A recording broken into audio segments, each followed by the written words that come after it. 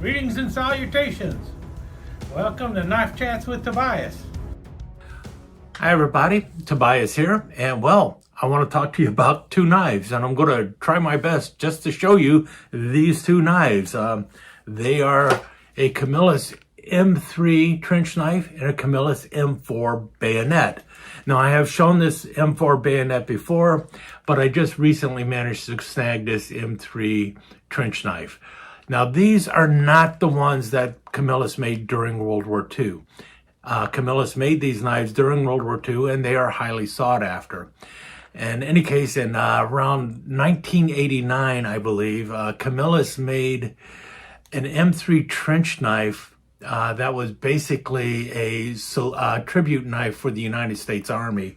And that one had a nice shiny blade and everything else. I think they only made it for 1 year. Came with a sheath very similar to this. And it was a tribute knife with a bright, shiny blade, something written on the blade and everything else. And then after that, well, it was popular, so they decided to go ahead and make this knife again. This was the first time since World War II that Camillus decided to make these knives. And they made them from around 1990 to around 1997. So they produced them for most likely about 7 years or so. But the numbers that they produced of them during those 7 years was nowhere near the number that were produced during World War II, obviously, because these were made for the civilian world. They were made for the collector. They were not made for combat. However, they were made to the same specifications as the knives that were made during World War II, with a few minor differences in the construction. I believe the biggest difference is the pinning of the handle here. Earlier ones of these were peened on, so that would mean that they were just pounded in place and held in place that way. And you'll see this rattles a little bit, but that doesn't bother me too much. You notice the curve on here, and also where it reads US M3 Camillus on the blade there. Hopefully that's showing up. This is exactly the same way it was stamped during World War II, at least in the first knives that were made. Later, they moved the M3 to the guard here. However, many companies made this knife, and right up until they pulled this for the M4, they were still being stamped on the blade. They did not like it getting stamped on the blade because it weakened the blade in this area, which, well, that's a problem for a combat knife.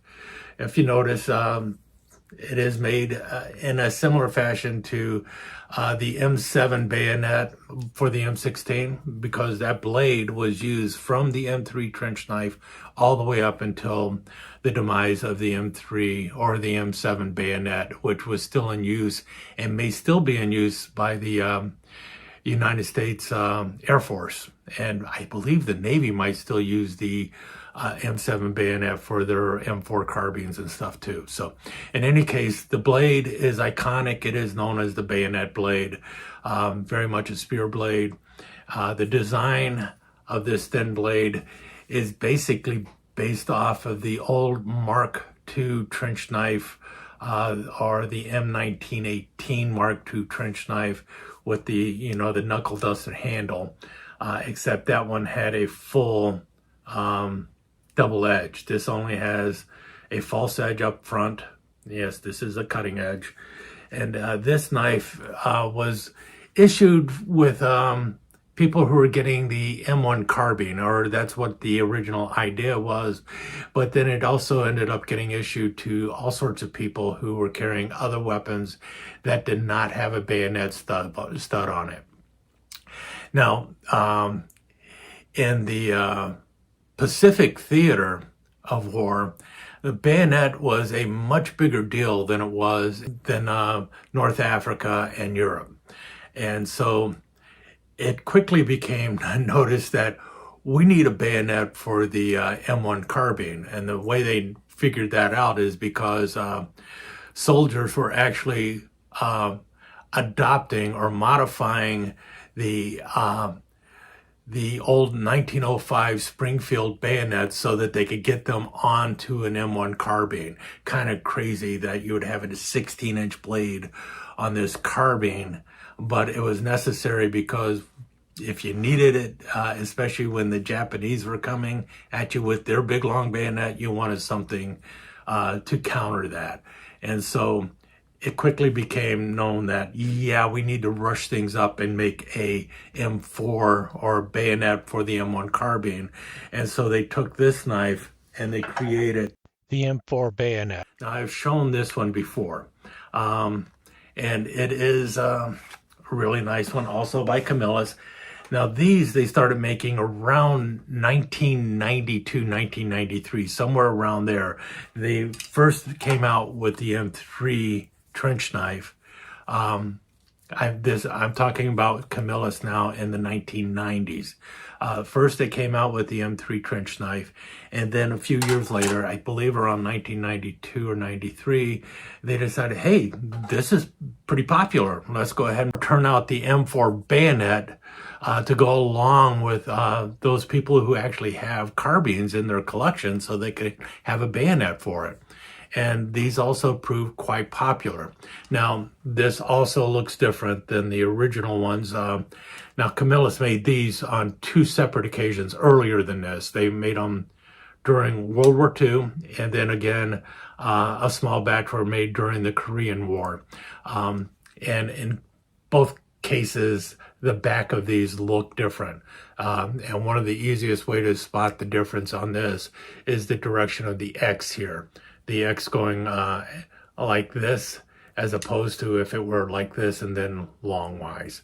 So that's the difference with the X on these knives. And also there's other markings that were different on the back. So if you see it like this, know that you've got one from the 1990s. But the fittings on here were made by the same company that made them during the Korean War, from what I understand. That they just had them, they were laying around, so Camillus got them from them. And this has the marking here, US M4 Camillus. And you will also find M3 trench knives with it stamped on the cross guard as well. And it'll just say US M3 and then whatever company was making it. I believe all of the Camillus ones did have the blade etch or blade stamping in it as opposed to on the guard. Not 100% sure of that. But both of these knives were made during the 90s.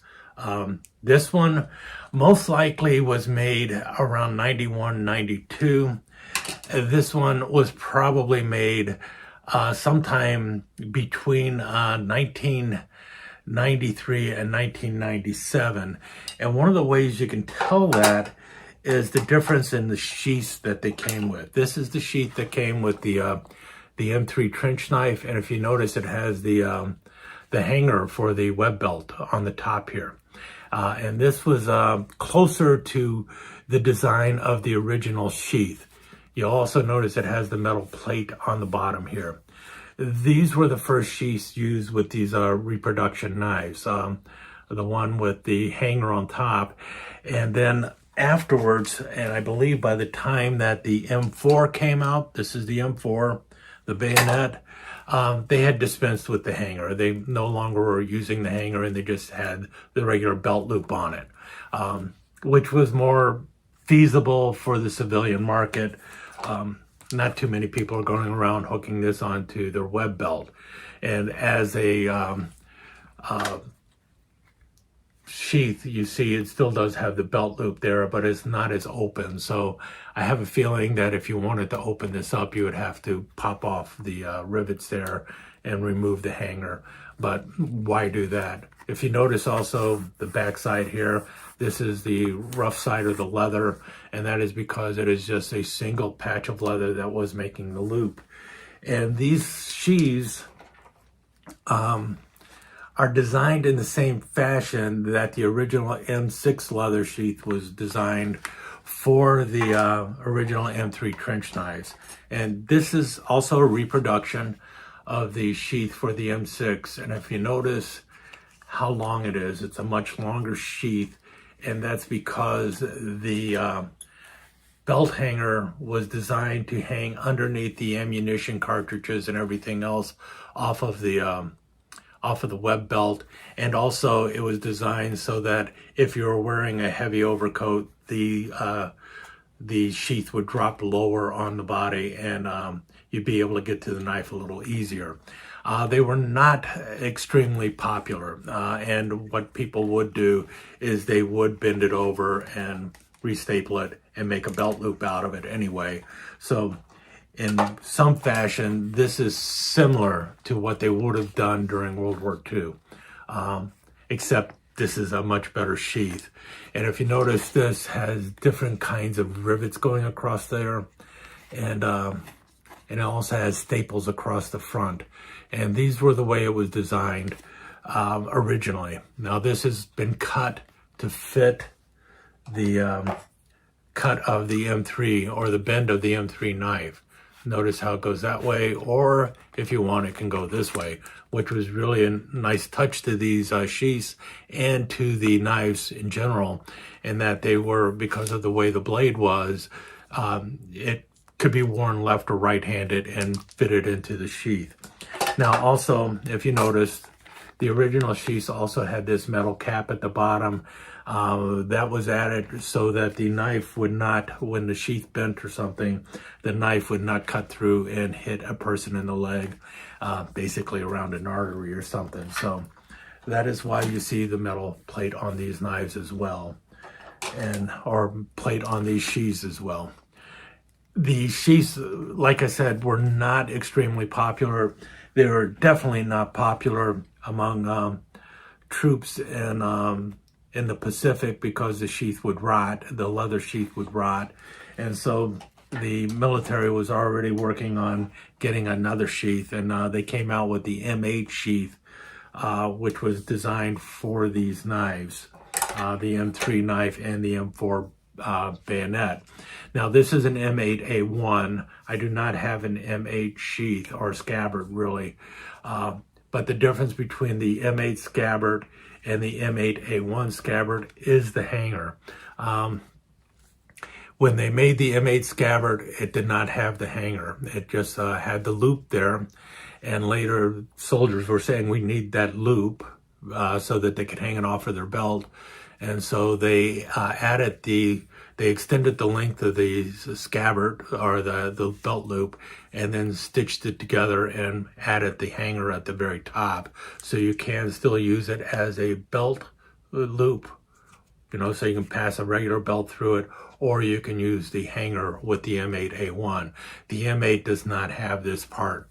But as you can see, and this sheath has not changed over the year. It still has the two bends over on the side, and that was designed specifically for the M3 bayonet or M3 trench knife. And so, and you can put it in either way. And despite the M4 being straight across, it was also done in that way.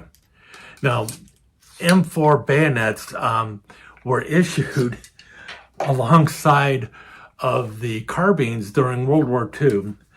And some of these did actually make it into Europe and into the Pacific.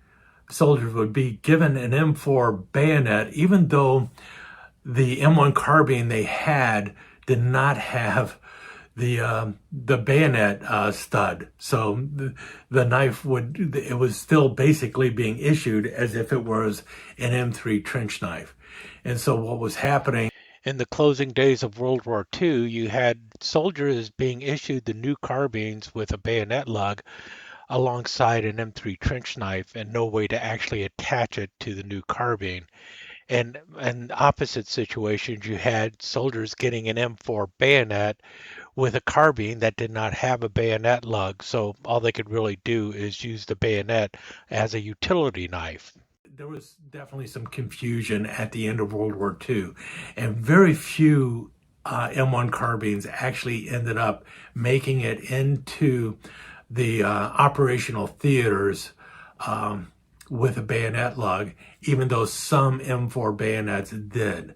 or more M4 bayonets than the carbines themselves. So did that really matter? No. So even people who did not use an M1 carbine might have ended up getting an M4 bayonet for their knife, instead of the M3 trench knife. By the time the Korean War rolled around, most of the M1 carbines that were still being used by the military had been retrofitted. So the stud was added so that the M4 bayonet made a lot more sense during the Korean War, and that's really when it came into fruition. The M4 bayonet saw more service during the Korean War than it did during World War II. And some people still were getting issued the M3 trench knife during the Korean War.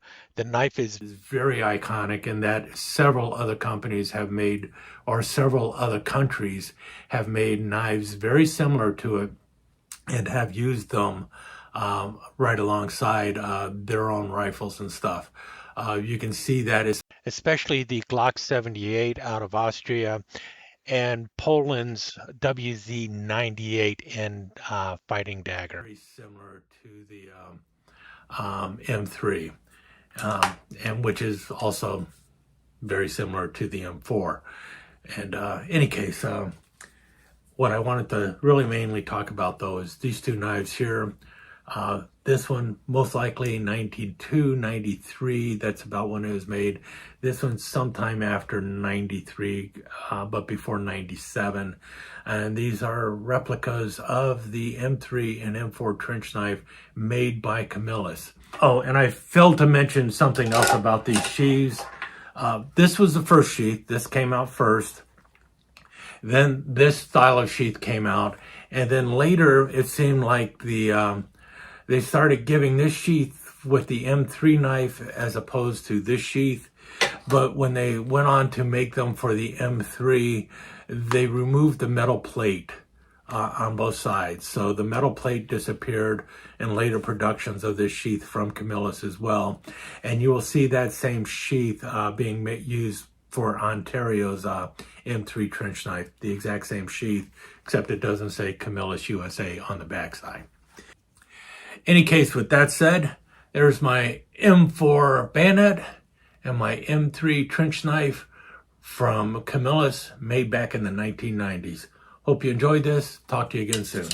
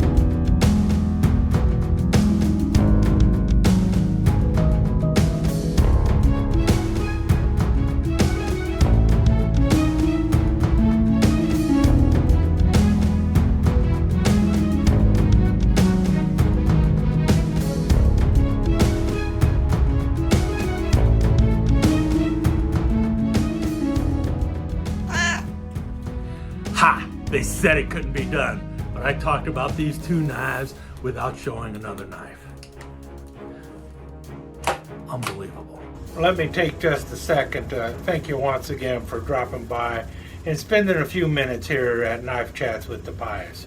I really do appreciate it, and I do appreciate any comments that you leave. So please remember to give me that thumbs up, and also don't forget to subscribe and ring that notification bell so you'll know when the next episode is up and running. Thanks again for dropping by. Really do appreciate your time here.